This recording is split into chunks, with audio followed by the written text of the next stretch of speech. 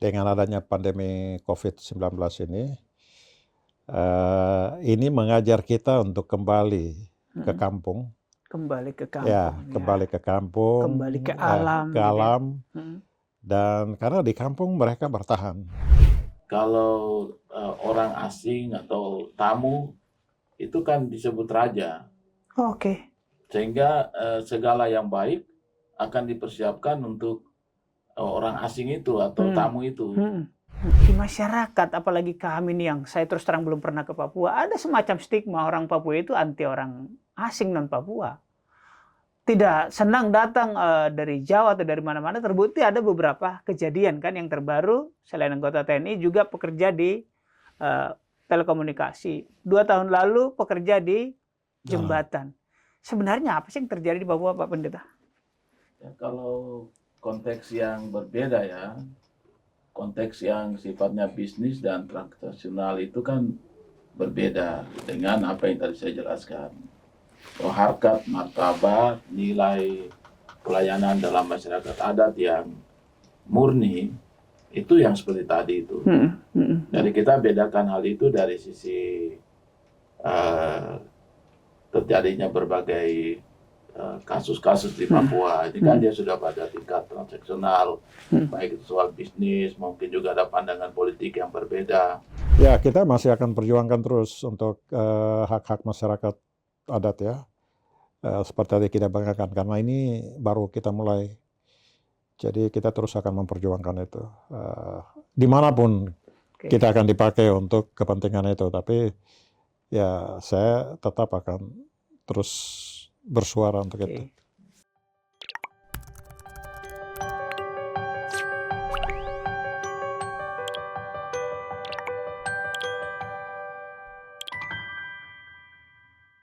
Selamat siang, Tribuners. Salam. Assalamualaikum warahmatullahi wabarakatuh. Salam sejahtera untuk kita sekalian. Hari ini kita kedatangan tamu yang sangat luar biasa, yang jauh dari ujung timur Indonesia. Beliau adalah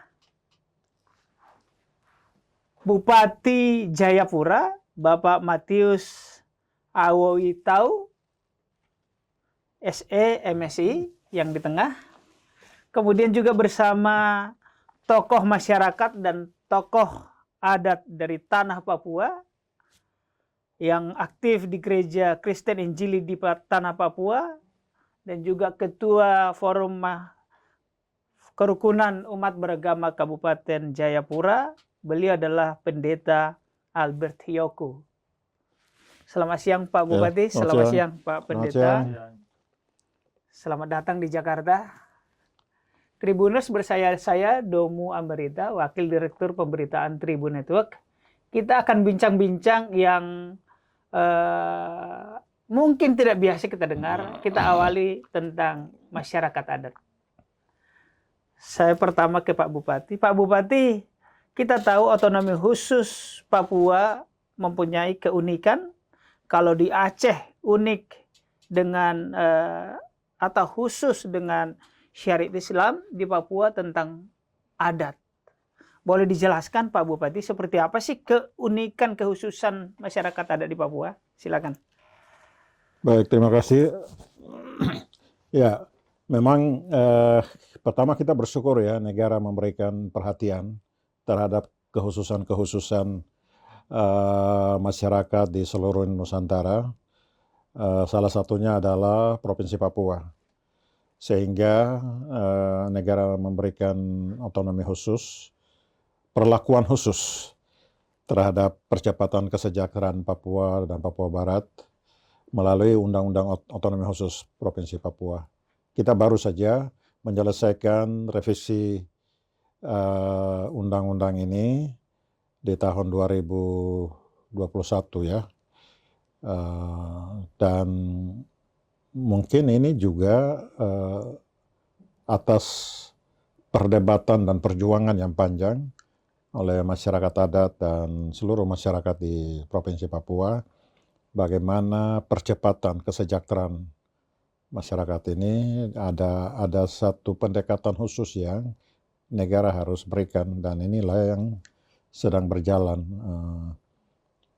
secara khusus kepastian hukum terhadap hak-hak atau ruang kelola masyarakat Papua, secara khusus masyarakat adat. Karena undang-undang ini memberi fokus pada adat istiadat dan budaya. Budaya ini sangat luas, musik dan tarian dan apapun keunikan-keunikan yang ada di Papua. Ini bisa menjadi juga ke depan ini ekonomi kreatif yang memberi harapan besar untuk masa depan Papua. Dan sementara ini sedang berlangsung. Pemerintah sudah menggerakkan pembangunan ini berdasarkan wilayah adat.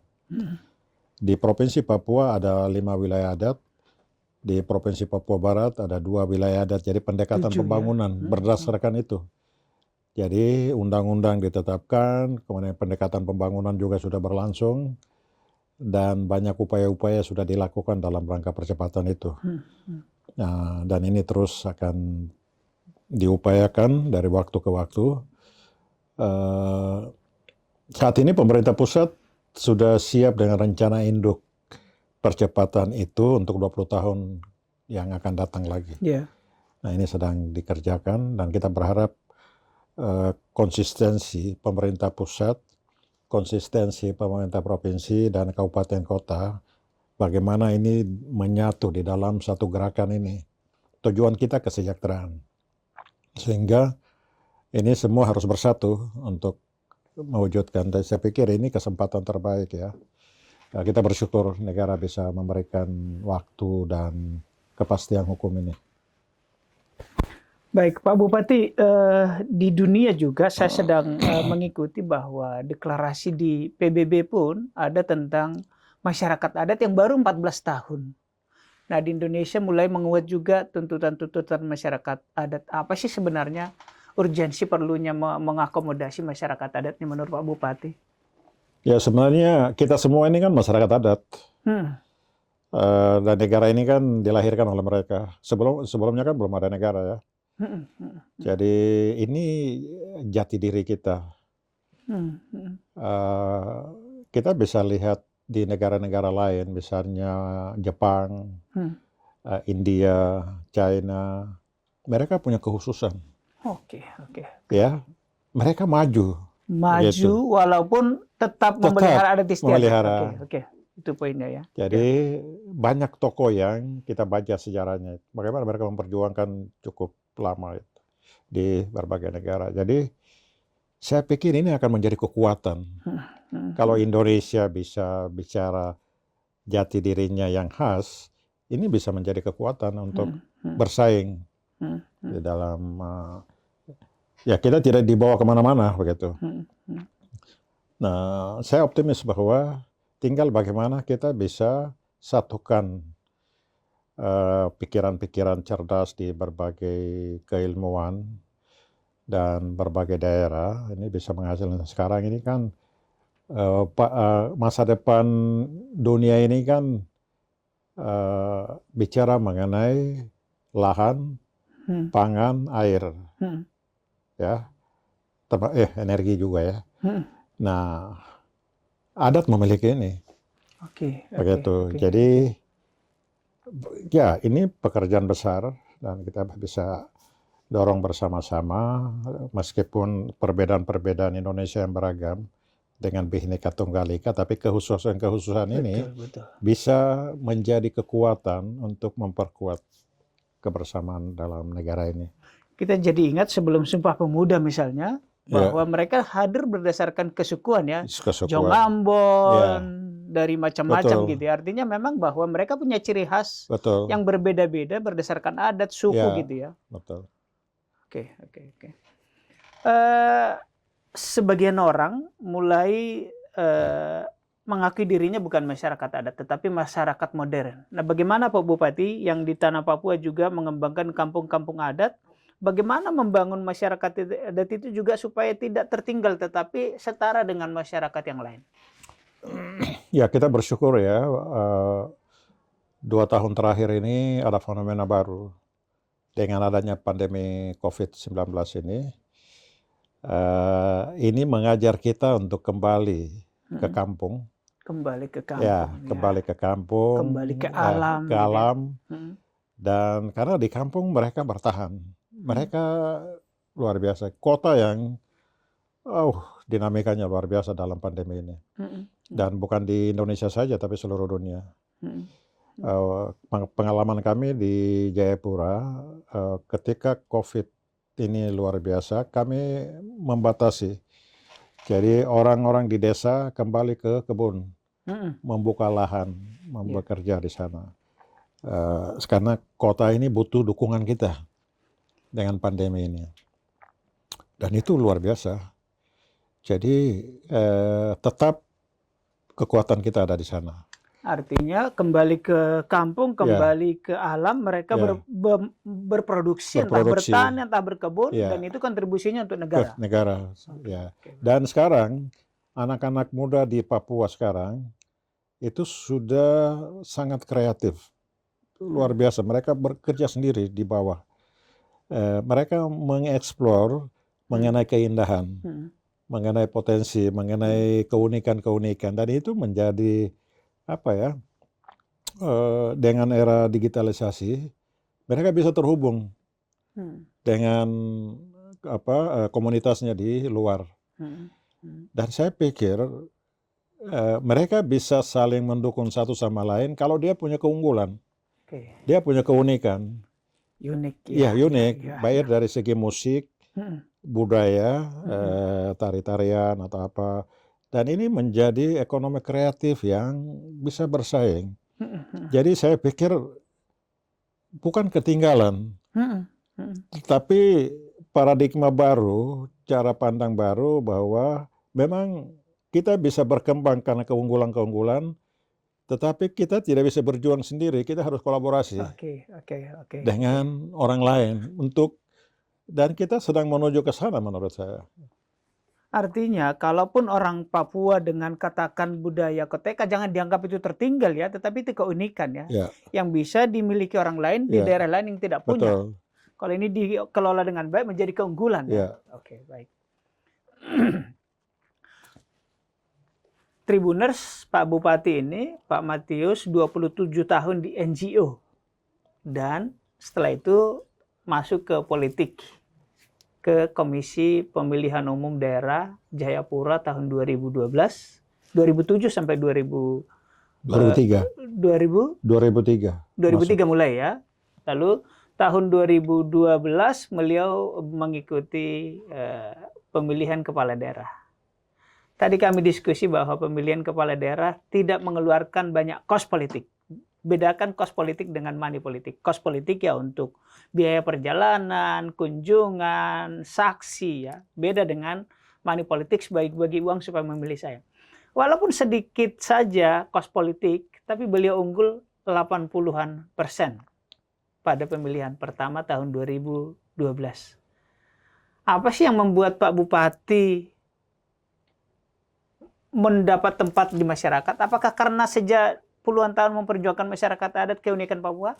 Ya, mereka juga yang mendorong sebenarnya bagaimana kita bisa menembus suara-suara ini di birokrasi.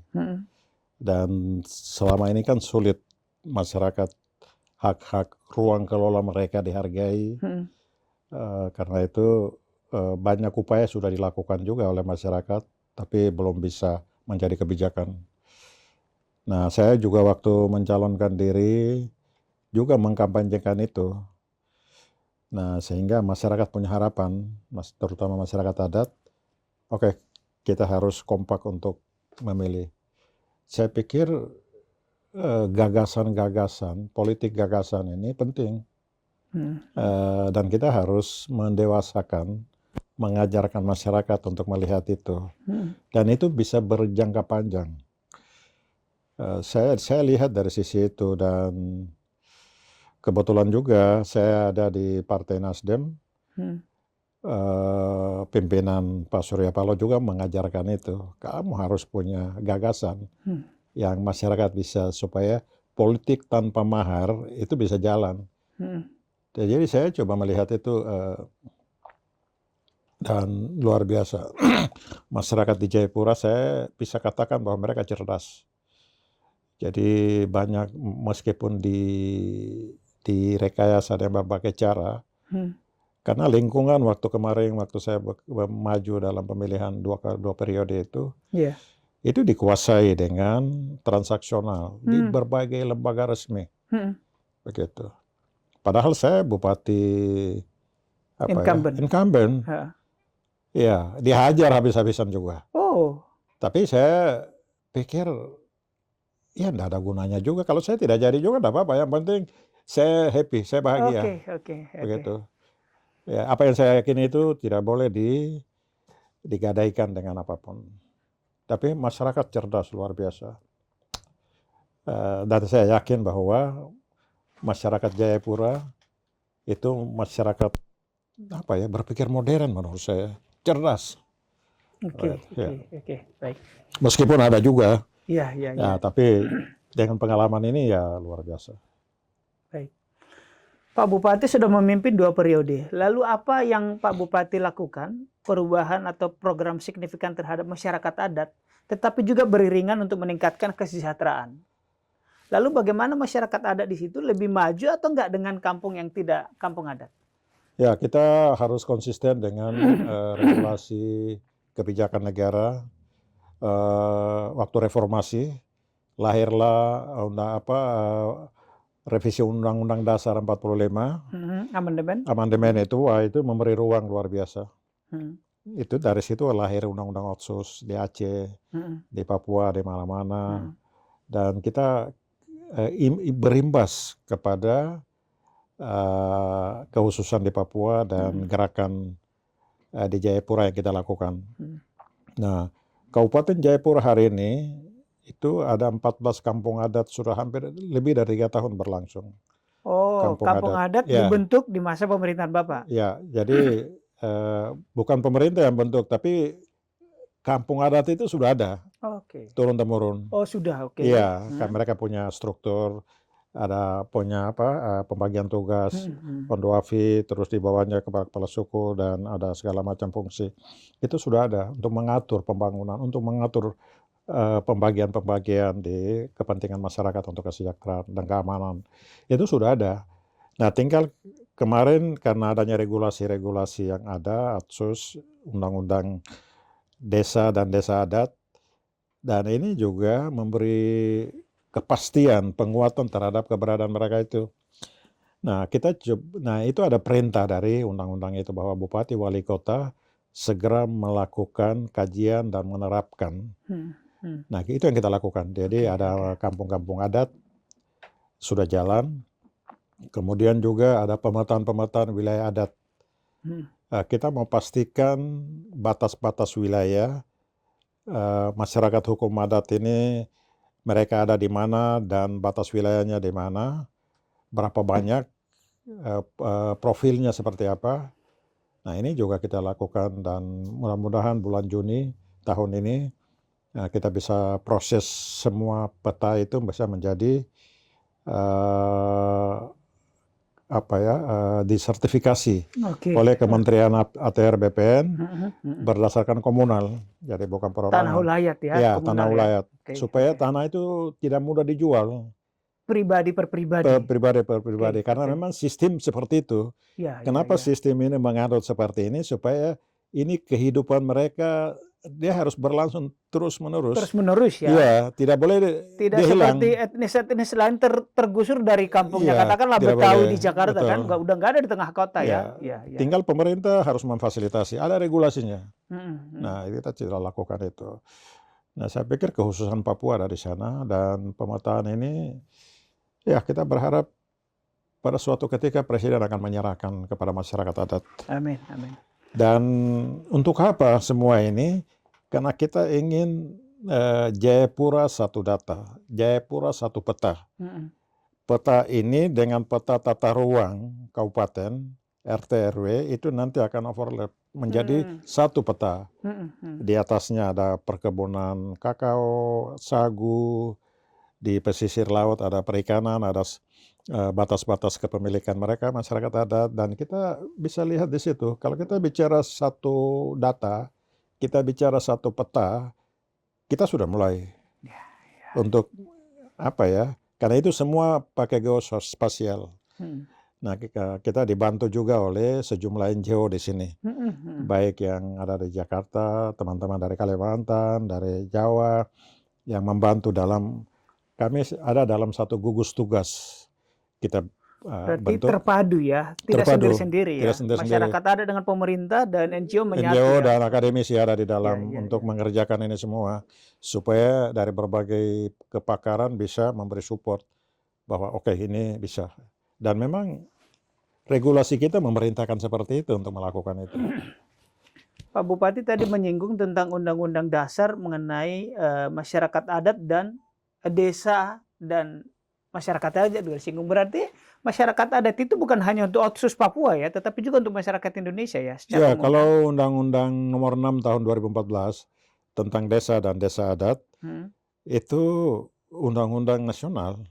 Bukan otsus ya, bukan hanya Bukan Papua ya. otsus. Oke, baik. Jadi kampung adat di Papua ini itu juga didukung berdasarkan itu undang-undang nasional yang ada itu. Jadi kalau itu tidak jalan, berarti regulasi ini tidak maksimal dalam implementasinya. Pak Bupati, kita akan bicara tentang Kongres Masyarakat Adat Nusantara ke-6 yang akan diselenggarakan Oktober nanti di Jayapura.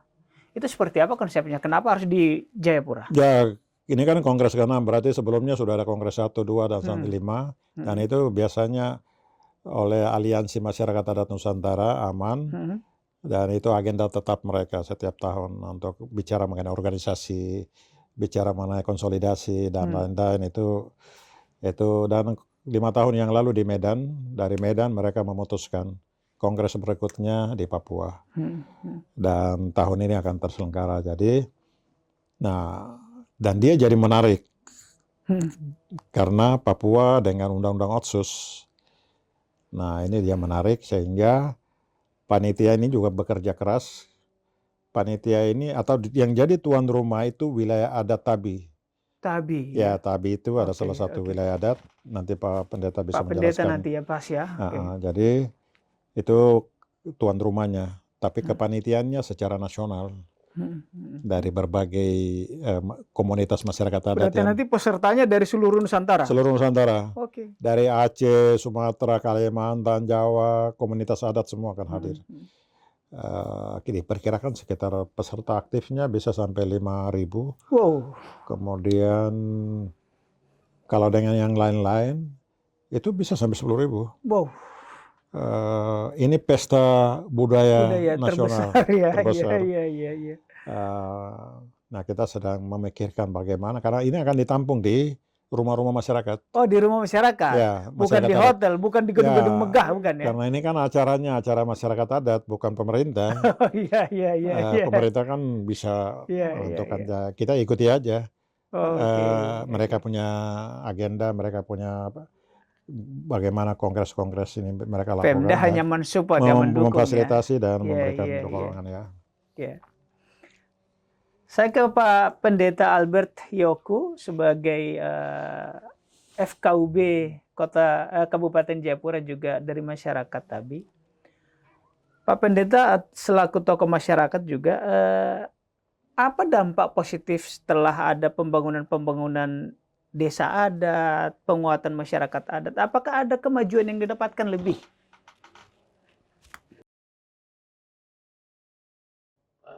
Sentuhan itu pasti ada 2 dampak ya. Kita minimalisir untuk dampak negatifnya, tapi dampak positifnya itu bertumbuhnya budaya atau peradaban baru akibat komunikasi, akibat adanya pembangunan. Itu yang kita rasakan juga akibat adanya transportasi dan komunikasi. Dan itu membawa perspektif baru ya di masyarakat adat. Nah, kita juga bertemu juga dengan sebuah komunitas baru, ada yang masih kampung-kampung yang homogen, tapi juga ada yang sudah heterogen Terkait bercampur oleh pendatang ya. dengan berbagai kemajuan itu. Dan kalau kita perhatikan soal masyarakat adat, ini hal yang paling mendasar. Setiap suku itu tatanan hidupnya sebenarnya ada pada hal-hal yang adat dan kearifan lokal ya. Kearifan lokal itu kan dia mengatur soal mata pencaharian, soal kepemilikan lahan, ya, soal keagamaan, masing-masing kepercayaan di situ. Jadi dia kompleks sebenarnya. Sehingga kalau kita sentuhannya diberikan kepada masyarakat adat, ya hal yang komprehensif ini sebenarnya pemicu atau pemotivasi perubahan itu kan ada di situ. Di mereka sendiri sebagai subjek ya, pelaku ya. Nah, seperti kami di masyarakat adat Tabi misalnya, kalau orang asing atau tamu itu kan disebut raja. Oke. Sehingga segala yang baik akan dipersiapkan untuk orang asing itu atau tamu itu. Apalagi itu kedatangannya dalam konteks yang menolong, konteks yang membicarakan sesuatu yang berguna. Itu biasanya disambut dengan upacara yang luar biasa nanti. Pelayanannya, keramah tamahan, dan sudah menjadi hal yang mengakar. Sehingga pada waktu hal ini disampaikan atau pemerintah mengarahkan, Pak Bupati mengarahkan pembangunan melalui kampung adat, itu betul-betul disambut dengan sukacita karena itu menyangkut identitas, integritas, dan sudah lama dirindukan. Kenapa ini tidak tersentuh? Gitu. Jadi masyarakat setempat menyambut baik ya pembangunan kampung-kampung adat itu ya? Ya, karena kan benturan zaman ini kan dia membenturkan banyak hal. Misalnya pemeliharaan budaya dalam sisi bahasa misalnya. Bahasa-bahasa lokal ini kan dia bisa mengalami degradasi penggunaannya oleh karena benturan. Tapi kalau dia sudah mulai dengan kearifan lokal dan pembangunan kampung adat diberi ruang, ya berarti ini safety juga terhadap konten-konten budaya yang perlu dipertahankan. Seperti itu. Baik. Pak Bupati, dari sisi indeks kualitas pembangunan atau kualitas manusia, bagaimana indeks di Papua yang sudah mengembangkan masyarakat adat? Meningkat, menurun, stabil? Ya, saya melihat dari makro ya. Untuk Kabupaten Jayapura, kita sekarang di angka 72 ya, IPM 72 ya. Kabupaten Jayapura. Jadi IPM kan didukung dengan banyak indikator. Kesehatan, pendidikan, ekonomi, dan lain-lain. Dan memang prospeknya seperti itu. Dia punya tren terus ke depan itu. Nah, kenapa? Karena memang penguatan di basis, terus partisipasi masyarakat, ini luar biasa. Jadi kalau kita bicara dengan pendekatan seperti tadi, itu membangkitkan partisipasi masyarakat ya. Untuk aktif. Untuk aktif, karena kita kasih ruang yang mereka senangi, yang mereka bisa menunjukkan kearifannya. Mereka merasa diberdayakan, ya. Tidak dihapus budayanya. Tidak. Ya, betul. Dia tidak kerja setengah-setengah. Betul. Dia bilang, ini apalagi dia dengar sosialisasi. Lama dia menyesuaikan. Tetapi kalau kita kasih ruang, kan tujuannya kesejahteraan. Ini kan hanya sarana saja. Bagaimana sarana yang cocok, sarana yang efektif untuk mencapai itu. Dan saya lihat partisipasi luar biasa. Karena pendekatan adat apa yang sudah mereka miliki, sehingga mungkin mereka tidak resisten ya, tidak menolak ya, betul. langsung menerima. Dan mereka bertanggung jawab. Karena itu dia punya sendiri. Contoh apa dalam bertanggung jawab? Misalnya kampung adat, ini kan dia punya sendiri, dari dulu sudah ada. Nah dia akan jaga bagaimana keberadaan kampung ini benar-benar memberi manfaat Hmm. seperti dulu. Hmm. Ya, tapi tetap harus Kampung adat itu misalnya ada strukturnya nggak? Kepala adat, sekretaris, Oh bendahara. ya, mereka terstruktur. Ada strukturnya ya. Mereka punya kelembagaan, mereka punya sistem juga Hmm. mengatur norma-norma. Hmm. Jadi kadang-kadang juga kita heran karena ini tidak tertulis. Hmm. Kok ada ya? Ya. Apa ya? Seperti organisasi modern gitu. Walaupun tidak tertulis ya, tidak tapi mereka tertulis. punya ya. Mereka punya. Nah ini asli gitu. Punya organisasi dan punya peranata Peranata sosial ya. sosial. Oke. Nah kenapa kita tidak gunakan yang punya sendiri? Kok kita terus impor? Betul. Kan sistem organisasi yang sekarang ini kan banyak juga dari luar. Kita harus akui. Betul. Apalagi Presiden kemarin bicara bahwa bangga buatan nasional. Nasional, Nah, produk dalam negeri ya. Jadi kita harus konsisten. Ya. Bukan saja di barang-barang ini, tapi ini kan ada kekuatan-kekuatan yang bisa berkepanjangan untuk menjaga. Tidak ada budaya yang statis. Budaya itu dia dinamis, menyesuaikan dengan, tapi warnanya jelas. Wah ini Indonesia. Wah ini asli Indonesia. Indonesia ada 700-an budaya, suku. Dalam konteks Kongres Masyarakat Adat Nusantara, mestinya budaya-budaya ini tetap diakui ya Pak Bupati ya, sebagai embrio pluralisme ya. Iya.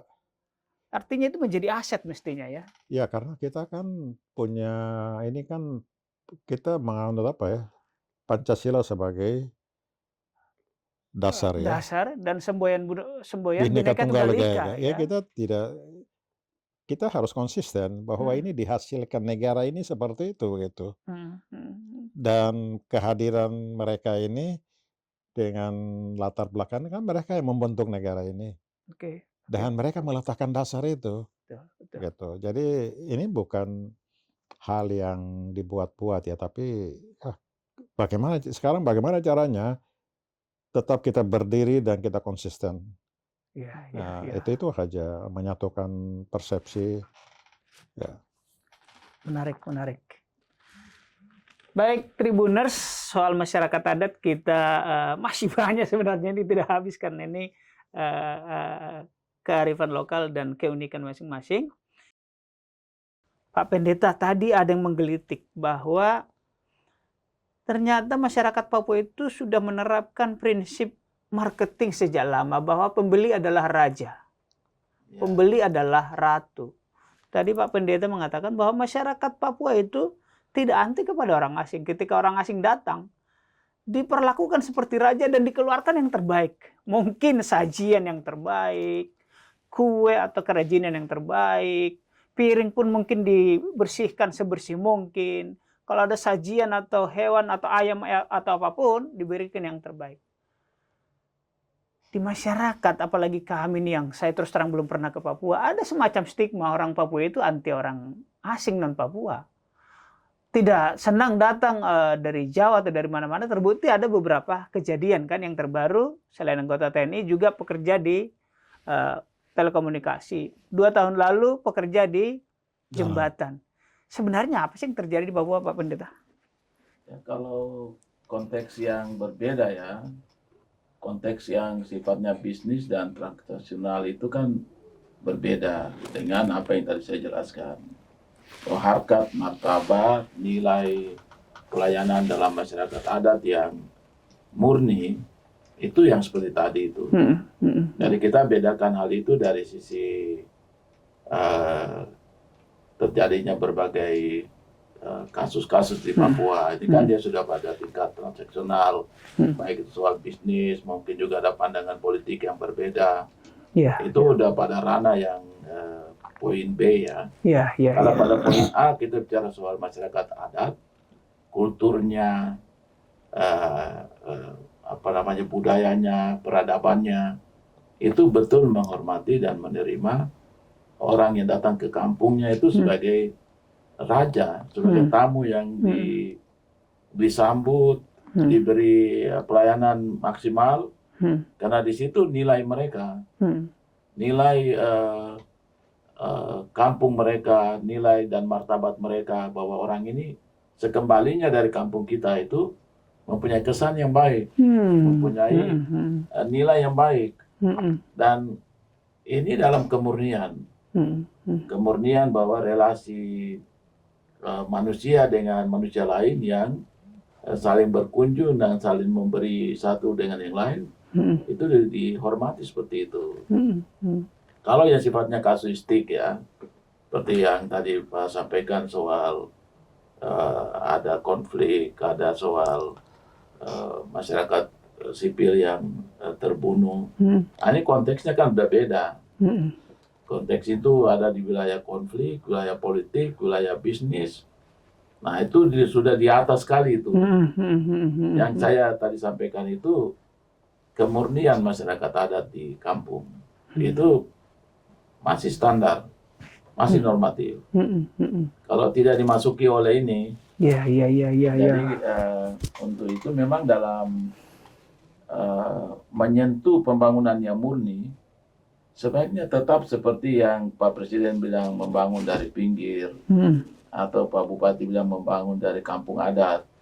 Ini konteksnya konteks murni. Ya, kami tokoh agama juga ada di kampung-kampung. Ya, seluruhnya. Mungkin dulu disampaikan sarjana masuk desa atau apa, kami tokoh agama atau yang sekolah-sekolah untuk jadi pendeta, jadi pastor apa, kita sudah duluan di sana. Oh, Gitu. iya. Kita udah ada di masyarakat, dari membangun infrastruktur dasar, seperti lapangan-lapangan terbang di seluruh Papua, itu kami tokoh agama yang bangun untuk mempermudah akses pelayanan barang dan jasa orang masuk keluar. Itu kami yang kerjakan. Nah, pada waktu kami bekerja hal yang berhubungan dengan hajat hidup orang banyak, itu betul-betul mendapat dukungan karena kita kerja manual ya. Iya. Jadi lapangan terbang yang 700-an meter itu kan kita kerja hampir 1 tahun, 2 tahun dengan masyarakat. Nah, tidak ada masalah di situ. Semuanya nyanyi dengan doa, nyanyi, tarian adat dengan sepenuh hati, melakukan sesuatu demi sentuhan pembaharuan, pembangunan kalangan mereka. Nah, eskalasi politik dengan bisnis dan ekonomi yang sudah berubah ini, ya itu kita taruh di ruangnya tersendiri. Agak menarik. Kalau masyarakat adat yang ramah tamah, hormat, ya kan, bisa menerima orang lain. Nah, kalau sedikit Pak Pendeta, mungkin juga ada harapan. Lalu apa yang terjadi kalau terjadi konflik kayak antara tentara, polisi dengan perusahaan asing tadi? Apa sebenarnya yang terjadi sehingga terjadi perbedaan pendapat, ataukah mungkin yang datang ini juga tidak menghormati mereka sehingga mereka tersinggung? Ya. Apa sesungguhnya? Ya, memang kita dalam konteks konseling ya, konseling dari pihak-pihak agama, itu kan kita menemukan adanya hal yang nyata seperti itu. Misalnya mereka punya pendapat, oke kok kita tidak tahu ya, tete moyang kita atau bapak-bapak kita menjaga emas milik orang lain, hutan milik orang lain, padahal dalam adat ini milik kita. Jadi ada terjadi perbedaan konsepsional terhadap soal kepemilikan. Nah, maka orang setempat sudah merasa haknya dicaploki, dirampas. Misalnya oleh izin HPH langsung dari pusat. Nah, karena itu mereka katakan, wah, berarti orang tua saya dulu menjaga hutan miliknya mereka ini. Oke. Ya, kemudian datanglah aparat sebagai penjaga hal-hal yang dikembangkan oleh negara, yang ya dalam tanda petik entah oknum atau apa, tapi ketika masyarakat bicara soal seperti ini, kan dia jadi konflik. Iya. Perusahaan tidak mau menerima, terus security perusahaan bisa bertindak atas Mm-mm. kata-kata itu. Mungkin masyarakat adat menggunakan aturan-aturan peranata adat, Ya, yang ini pengusaha datang membawa hukum positif Iya. sehingga benturan ya. Benturan, Oh, gitu. oke. jadi dia meningkatkan eskalasi konflik yang dari konsepsional, ya, dari cara pandang sampai kepada fisik. Apalagi itu dimuatkan ke dalam konten perbedaan pandangan politik Wah, dan benar. bisnis. Ya, gitu. Nah, berarti menjadi menarik Pak Bupati, kalau tadi tanah-tanah ini misalnya tanah komunal, tanah masyarakat umum, sebenarnya kan boleh toh mengajak investasi dari luar, tetapi seperti kata Pak Pendeta, ya tanah itu biar tetap tanah mereka, Ya. supaya apa yang dijaga nenek moyang mungkin ribuan tahun, ya tetap punya mereka. Apakah ada konsepsi soal itu Pak Bupati? Kita sedang mendorong ke sana karena sudah ada kepastian hukum dengan Undang-Undang Otsus, ya, memberi perlindungan keberpihakan untuk hal-hal itu. Jadi dan di Kabupaten Jayapura kita sudah mendorong data kepemilikan nanti disertifikasi. Nah ini harus kita segera kerjakan supaya kalau ada investasi masuk ke sana itu bisa bertemu dengan siapa pemiliknya. Oke. Karena dia punya modal itu satu-satunya. Nah, pemerintah harus fasilitasi, mempertemukan investasi di situ dan kita atur bagaimana dua-duanya bisa berkembang, bisa maju untuk. Dan saya pikir hanya dengan cara itu kita bisa bangun Papua. Ya, jadi tidak merusak banyak hal, termasuk juga tidak merusak lingkungan. Tidak merusak lingkungan hidup, Ya, tidak merusak lingkungan sosialnya. Betul. Oke. Dengan demikian Pak Bupati, sebenarnya masyarakat adat ini bukan anti investasi ya, bukan anti investor ya. Oh, mereka juga ingin maju. Ingin maju, karena maju itu dengan investor. Hanya karena dia terbatas dari segi pengetahuan dan lain-lain. Karena itu pemerintah punya tugas mempertemukan, ya, secara jujur dengan. Dan ini juga bagian dari hak-hak asasi manusia. Jadi saya juga pihak yang tidak setuju kalau ada pembunuhan, kita bicara HAM. Ini luar biasa untuk itu. Jadi ini harus, kalau kita melihat Papua sebenarnya seperti tadi Pak Pendeta jelaskan, persoalan ini mendasar. Konflik itu hanya pelampiasan. Karena tidak ada ruang untuk dia mencari keadilan. Gitu. Nah, kalau kita bisa pastikan ini, saya pikir banyak hal bisa diselesaikan dengan baik dan pembangunan Papua adalah pendekatan budaya. Baik. Pak Bupati tadi menyebut bahwa Undang-Undang Otonomi Khusus Papua direvisi. Itu semakin sempurna menuju kemana sih keinginan orang Papua? Dengan pertanyaan saya, apakah orang Papua juga sudah menghendaki dan menerima Undang-Undang Otonomi Khusus? Undang-Undang Otsus ini kan dari awal kan kesepakatan baik orang Papua dalam negara Republik Indonesia. Jadi dan ini juga yang dirumuskan juga oleh orang-orang Papua juga. Oke. Jadi saya pikir orang Papua ya kita harus konsisten juga karena kalau ikuti sejarah ada akademisi, ada LSM, semua ikut terlibat. Pihak gereja apalagi, semua ikut terlibat memberikan masukan mana yang terbaik. Meskipun dalam perumusannya tidak sepenuhnya diakomodir.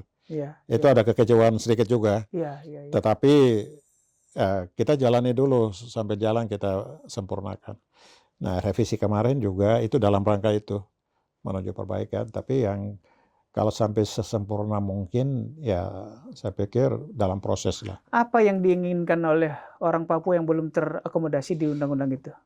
Ya, misalnya penyelesaian masalah-masalah konflik yang persoalan kemanusiaan ya. HAM ya. HAM itu kemudian juga termasuk yang kemanusiaan, tapi juga mengenai yang tadi saya jelaskan, hak-hak ruang kelola masyarakat. Itu juga kita juga secara khusus orang Papua dan pemerintah pusat juga harus konsisten memberikan ruang itu. Jadi termasuk juga penyelesaian konflik-konflik ini, penempatan transmigrasi, HPH, ini harus selesai. Iya. Begitu. Jadi ini juga potensi konflik yang berkepanjangan. Jadi menimbulkan ketidakpercayaan masyarakat Dalam terhadap banyak HKAK. hal penunjukan HPH, Ya, kementerian di Jakarta lah ya, kita tahu ada juga KLHK, itu menurut teman-teman yang menggunakan peta hanya satelit. Satelit belum tertangkap masyarakat yang di bawah pohon kan, kira-kira gitu ya. ya. Pak Bupati ya. Satu orang pun berharga kan. Iya, ada satu orang yang berharga. Ya. Baik, Pak Bupati, semoga nanti lewat Kongres Masyarakat Adat Nusantara di Papua juga ini semakin memberi penghormatan kepada hak asasi masyarakat Indonesia dan terutama di Papua. Dan terutama juga kita berharap pemerintah pusat segera mengesahkan itu rancangan undang-undang masyarakat hukum adat. Masyarakat hukum Udah adat, bertahun-tahun itu dia bolak-balik. Wah, saya pikir ini penting. Penting itu ya? Itu sangat penting. Bukan hanya untuk orang Papua ya? Bukan, ini kan perjuangan masyarakat adat seluruh Indonesia. Baik. Semoga. Pak Bupati akan sedikit dulu berbicara tentang aktivitas 27 tahun di NGO, apa sih yang diurusi? Aduh, macam-macam, ini kita kerja segala macam. Tapi pertama saya dengan World Vision International, itu satu LSM, satu LSM ya berbasis agama juga. Di mana itu? Di seluruh Indonesia. Oke. Kantornya dulu di Wahid Hasim. Oh, di Jakarta. Ya. Kalau jaringan internasionalnya di mana? Di Amerika. Oh, di Amerika ya. Oke. Jadi itu juga donatur-donatur dari berbagai orang untuk pekerjaan-pekerjaan kemanusiaan. Apa saja kegiatan? Termasuk di Papua sudah tahun 70-an. Oh. Nah, seperti yang tadi Pak Pendeta jelaskan itu, bangun airstrip, bandara, itu kan lembaga ini hadir di situ. Oh, oke. Terus memperkenalkan pertanian, Saat perkebunan. pemerintah belum hadir ya? Iya. Terus menyekolahkan anak-anak kemana-mana. Jadi saya bekerja di situ. Kita keliling. Jadi ya mungkin itu juga mewarisi kerja-kerja seperti ini sampai sekarang. Jadi terus di beberapa NGO juga sempat juga bekerja dengan Freeport, tapi di community development, di daerah eksplorasi, daerah eksplorasi. Tempat tinggal saya itu sekarang jadi rame dibicarakan di sejarah nasional itu Wabu. Blok Wabu itu. Ada apa di sana kok dibicarakan? Ya, ini kan lagi rame. Iya. Haris dengan CS-nya itu. Dengan LBP. Ya. Iya. Saya kan dulu tinggal di situ untuk mempersiapkan masyarakat untuk menyambut kalau terjadi tambang nanti. Nah, kemudian juga di Perform Project kerjasama reformasi birokrasi, ada satu NGO yang seluruh Indonesia. Terus bikin NGO sendiri. Kemudian juga ada Sekolah Demokrasi Indonesia untuk Papua. Pak Ignas Kleden. Itu NGO juga. Ignas Kleden kan yang salah satu ya di Indonesia, pusatnya di sini. Waktu itu. Terus bekerja terakhir di Jayapura untuk pemberdayaan masyarakat. Ya, mungkin setelah itu ya jadi bupati. Bupati sudah 2 periode dan akan berakhir masa jabatan Desember nanti. 9 bulan dari sekarang. Apa rencana setelah bupati? Ya, kita masih akan perjuangkan terus untuk hak-hak masyarakat adat ya. Seperti tadi kita banggakan, karena ini baru kita mulai. Jadi kita terus akan memperjuangkan itu. Dimanapun kita akan dipakai untuk kepentingan itu. Tapi ya saya tetap akan terus bersuara untuk itu. Saya mau tanya, ada yang terlewat tadi. Apa sih perbedaan dari bekerja di NGO yang biasanya menyuarakan rakyat dengan setelah bekerja di birokrat? Wah, ini pertanyaan yang menarik. Saya dulu berpikir begini. NGO ini kan kita cari dana setengah mati. Kita harus bikin proposal, kita dalam meyakinkan orang, karena ini kepercayaan. Berarti lembaganya juga harus dipercaya. Jadi itu sudah banyak hal yang kita pertimbangkan, keterbatasan yang luar biasa. Tapi saya lihat kalau pemerintah, apalagi waktu pemerintah daerah, itu semuanya lengkap. Ya, Uangnya ada, uangnya ada. sarjana apalagi banyak sekali. Ya. Kantornya mewah-mewah, besar-besar. Oke. Semua fasilitas ada, kendaraan, Ya, pakaian seragam. ya. Wah, luar biasa. Bedanya di situ hanya semangat untuk pemberdayaannya, untuk masyarakat. Memang sistem birokrasi kan sudah diatur. Kreativitas rendah. Gitu. Apalagi sekarang dituntut harus inovasi. Negara terus menyuarakan. Dan itu di LSM sudah dari dulu. Kita harus berkreasi, inovasi, meyakinkan bahwa ini bisa bermanfaat, ini bisa cepat dengan kerja efektif, efisien, bisa menghasilkan. Pak Matius nggak kagok, nggak kaget begitu dari NGO dulu di pemerintahan yang serba dikawal, nggak kagok awal-awalnya. Ya awalnya ke aku juga, karena dulu kan di NGO kan kita pakai jeans, baju Ya. kos. Jadi saya 1 tahun menyesuaikan diri itu. Setahun ya, Ya 1 tahun. setahun ya.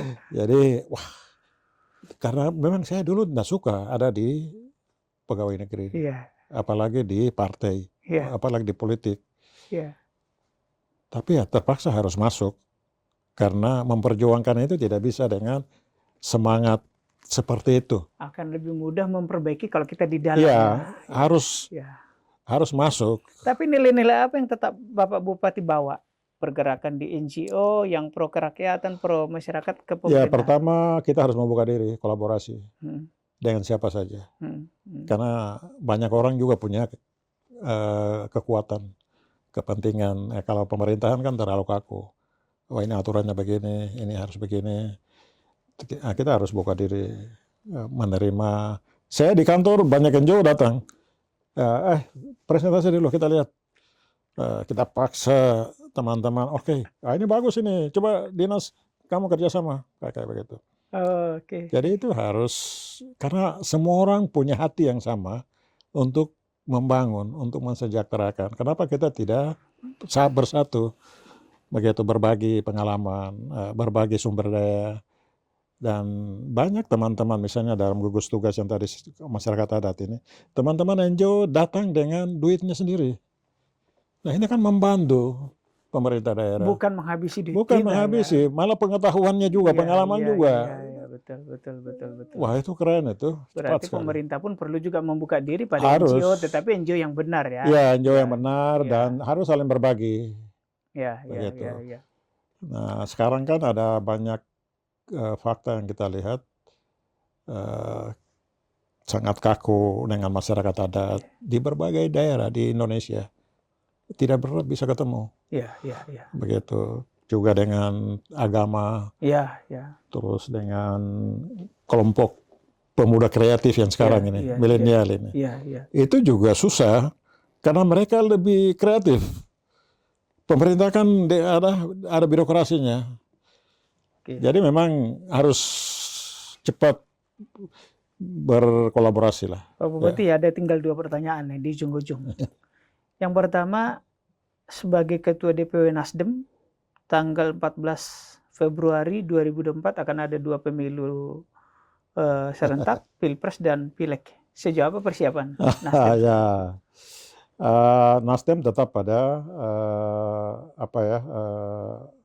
semangat restorasi. Dan restorasi di Papua itu restorasi dengan warna pendekatan budaya.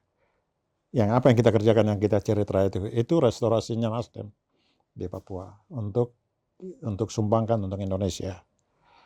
Ya, jadi itu tetap menjadi tema untuk memperjuangkan dan seterusnya ke sana. Dan ya kita bersyukur sekarang Nasdem pemenang di Papua. Program real apa sih yang Pak Bupati Pak Matius sampaikan? Ya kita kok bisa jadi ya pemenang di betul. Papua? Kita pemenang itu pertama bahwa memang partai ini tanpa mahar. Kita rekrut anggota DPR, kita rekrut kepala daerah. Wah, itu tanpa mahar ya, tidak perlu membayar enggak. supaya bisa maju caleg jadi nggak perlu bayar 100 juta. Karena 200 juta kita bukan cari yang berduit, kita cari orang yang baik untuk membangun Papua. Dan itu dapat, itu Dan ketemu. itu orang baik itu kan biasanya tidak ada duit. Jadi itu soal. Jadi Kalau gitu kita ke Papua ya. nah itu yang menarik masyarakat melihat. Iya, iya, iya. Wah dengan Nasdem ini bisa ini. Tapi ya kita juga selektif. Iya, iya, iya. Begitu. Jangan orang bandit masuk ke sana kita pusing semua nanti. Berarti harus baik-baik dulu, kita harus minta Iya. restu pendeta. Pertanyaan yang terakhir Pak Bupati tinggal 9 bulan. Tentu sebagai warga dan wartawan juga saya berpesan, sudah cukuplah berurusan dengan KPK. Apa yang Bapak persiapkan sehingga 9 bulan sebentar lagi berakhir dan Bapak berada dalam kondisi-kondisi baik saja, tidak berurusan dengan KPK. Bagaimana melindungi diri, bagaimana melindungi keluarga? Ya, kita sudah berusaha semaksimal mungkin ya. Jadi selama ini memang saya lebih banyak memberi dipa kepada pimpinan OPD, saya kawal jaga. Nah itu yang saya lakukan selama ini, saya tidak boleh intervensi. Kemudian ya kita bersyukur bahwa setiap pemeriksaan BPK tidak ada penemuan yang luar biasa. Semua administrasi. Itu kita juga, karena adapun langsung kita jaga. Pernah lah KPK. Contoh seperti KPK apa? lapor, wah ini ada OPD ini belum ini.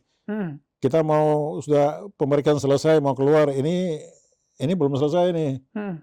Nah, saya bilang oke, itu urusan saya. Besok pasti selesai. Oke. Saya panggil, tolong selesaikan ya. Nah perlu Anda kasih penjelasan, selesaikan saja, sudah. Dan itu selesai juga. Perintahnya selesaikan Ya. aja gitu ya. Jadi saya pikir memang yang saya khawatir adalah politik ikut bermain. Begitu.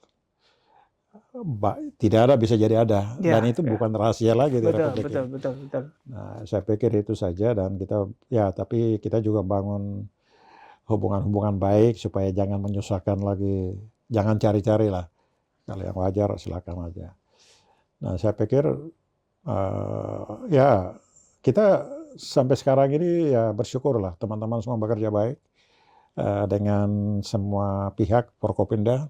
Kita saling mendukung, menjaga, semua kita terbuka, semua sampaikan.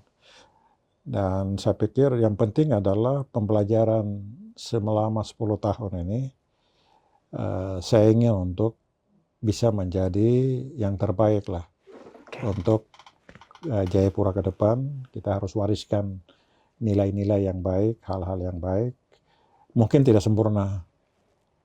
Tapi mungkin belum banyak hal juga yang kita kerjakan, tetapi prinsip nilai yang kita tanamkan mungkin 20 tahun, 30 tahun baru kita lihat hasilnya. Keren. Baik Pak Bupati, Pak Matius, juga Pendeta Albert, terima kasih untuk bincang-bincang 1 jam lebih di studio Tribun Network di Palmerah, Jakarta. Pemirsa, banyak hal yang kita bisa pelajari bahwa Founding Fathers, pendiri-pendiri bangsa ini berasal dari ragam budaya, ragam adat. Jong Ambon, Jong macam-macam ya. Batak dari Papua segala macam itu mendirikan negara sebagai negara kesatuan. Dan sekarang nilai-nilai keberagaman itu juga yang akan diperjuangkan terus oleh Bupati Jayapura, dan nanti akan menyelenggarakan Kongres Masyarakat Adat Nusantara ke-6 di Papua, di Jayapura pada Oktober yang akan datang. Terima kasih Pak Bupati, terima kasih Pendeta, terima kasih pemirsa. Wassalamualaikum warahmatullahi wabarakatuh. Shalom, salam sejahtera, Om Swastiastu.